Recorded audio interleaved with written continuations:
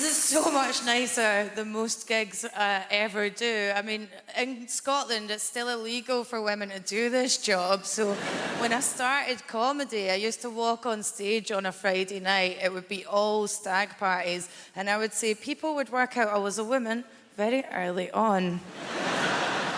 And I could see the disappointment in their faces. I would walk on stage and all the guys would just fold their arms, devastated, as if to go, why is the stripper talking? I've lived in England nearly a decade and I've still never got that sort of anglicised accent that a lot of Scottish Londoners get, where you sort of make your accent a bit nicer. No thanks, sticking with this accent. Now, as a result, what a lot of my English friends like to do to me is repeat my accent back at me on a daily basis. I've got one mate, Hayley, she does it a lot. She was like, Fern, this is my impression of you. Hello, I'm Fern Brady. I was like, Hayley, this is my impression of you. Nick's leaving me. He's called off the wedding. Taking the dog. I don't even like dogs. Sorry, I'm not great with English accents. Can't quite nail the arrogance. It'd be great having a posh English accent, because like Boris Johnson, he's got a posh English accent and he can just say stuff and people go, seems reasonable, whereas I have to spend every day fighting for people not to assume I'm on remand for prison. Now, Toby Jug was responsible for Brexit. He's one of the guys responsible for Brexit, which, by the way, I wasn't surprised when Brexit happened at all. A lot of my London friends were really shocked. They were like, how could people be so stupid as to vote against their own interests? I was thinking, have you met most people? Most people are idiots. I mean, every day I get on trains across the country and I watch most people repeatedly jab at the train door button, even though it's not illuminated. No, that has never, ever worked. Those people have the right to vote too, and there's hundreds of them. You think on that. I went to Belfast for a gig. Now, I love going to Northern Ireland because as a young person, it's the only way I can truly experience what the 70s was like. And I got a taxi to the show, and the taxi driver asked what my job was. I stupidly told the truth. I said, I'm a comedian. And he went, a female comedian? I was like, yes, I'm aware they're illegal here too in the state of Gilead. Then he said, the funny thing is in Northern Ireland, all our females are comedians. I was like, I know, mate. My favourite one is the character act you have in your country who appears to be a butch lesbian masquerading as a straight woman in charge of the DUP, the most homophobic political party in the UK. I mean, Jesus Christ, Arlene, come out already. If you don't know who the DUP are, they're a Northern Irish political party. They hate women and gay people, yet they're run by a stone butch lesbian who doesn't seem to know it yet. And gay marriage is illegal in Northern Ireland, and the DUP support this, and they always come out with fictional reasons against it, because you can never say the real reason you're homophobic, which is always, I really want to try gay sex. Because all vocal homophobes are gay in the end. It's just a waiting game. Vladimir Putin, biding my time for that one. Now, I've been doing material on Arlene Foster and the DUP being homophobic, and the DUP found out about it.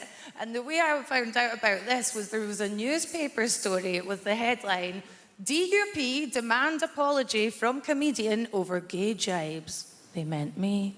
My first scandal in comedy, a big moment for any young comedian.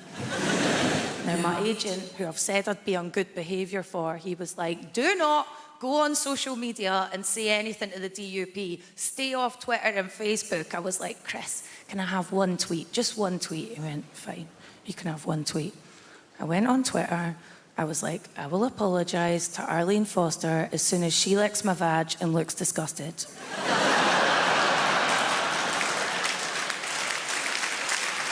The source I'll say no more. I'm a very private person. Really annoyed me though, because the way I found out about the story was a guy tweeted me. A guy had read my stand-up routine in the newspaper. Always the best way to experience live comedy. And he tweeted me saying, "How dare you say Arlene is gay just because she's a homophobe? Butch lesbians are never a punchline. Stay in your fucking lane." Presumably meaning the heterosexual lane. Well, I'd been saving this up for some time. I said, "Mate, if I hate butch lesbians, someone needs to tell all the butch lesbians I've dated, because I'm a bisexual. Game, set, and match." I hate saying I'm a bisexual, right? Because I know people either hate us or they don't believe in us, but I love winning arguments on Twitter. So that was how I came out as a bisexual. When you think about it, this is how I'm coming out as a bisexual to my parents on television. Sorry, Mum and Dad.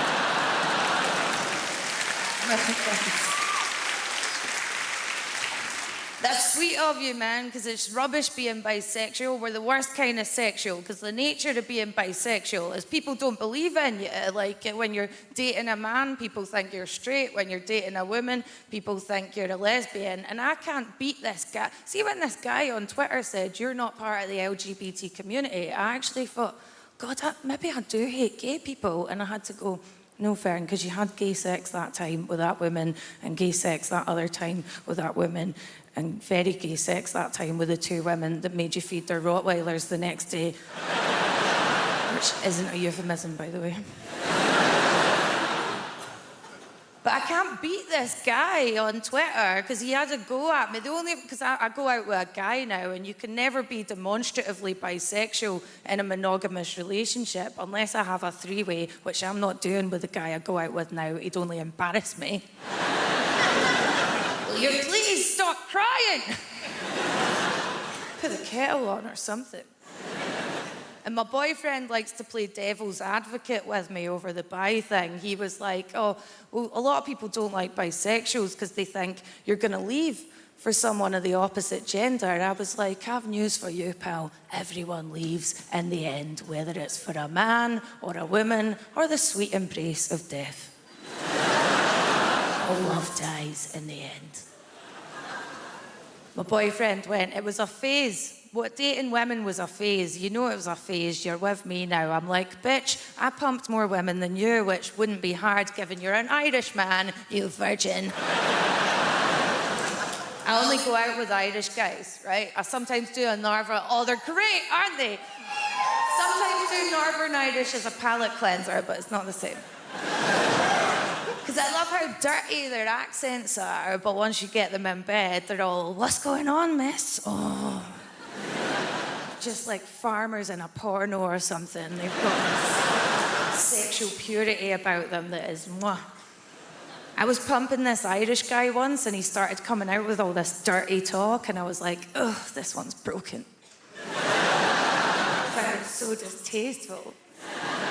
The flip side of that innocence is they can be very misogynistic. And the last time I was in Northern Ireland, I was with a female friend, and this drunk guy, for no reason, catcalled us.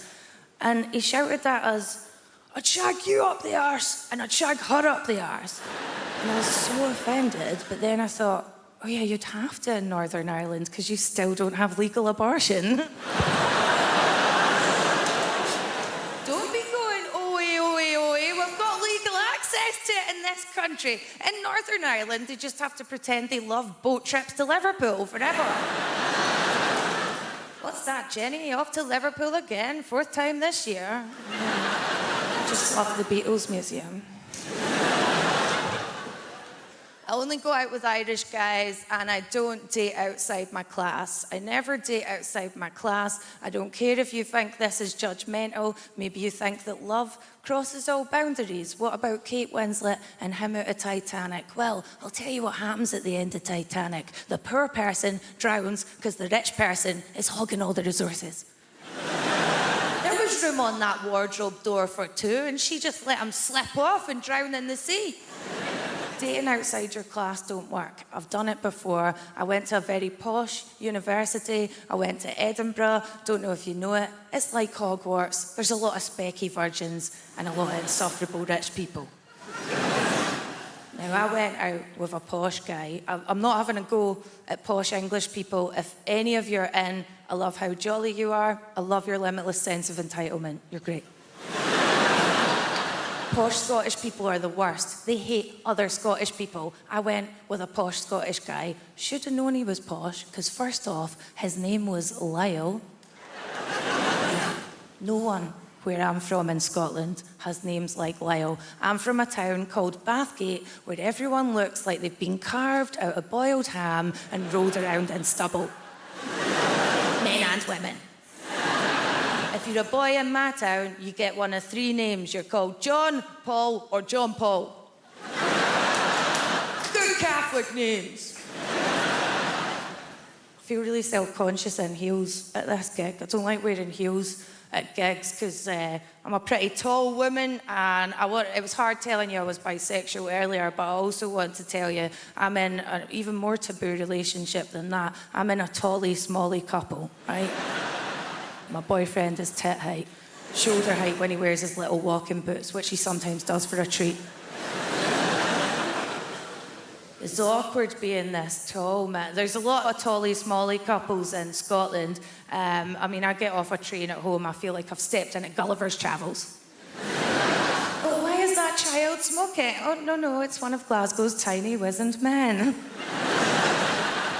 And I get mistaken for a guy a lot at home, and I didn't realise this was happening initially. Like, I got called sir in the supermarket, and I just thought, finally, people are showing me the respect I deserve. A big hands for a biological woman. Look at the size of that, man. Big hands. My boyfriend feels like he's being wanked off by a roofer. Sometimes we incorporate this into role play where I'm Snow White and he's one of the 7 dwarves left alone. Grumpy, if anyone's wondering. Anyway, guys, you've been amazing. I've been Fern Brady. Good night.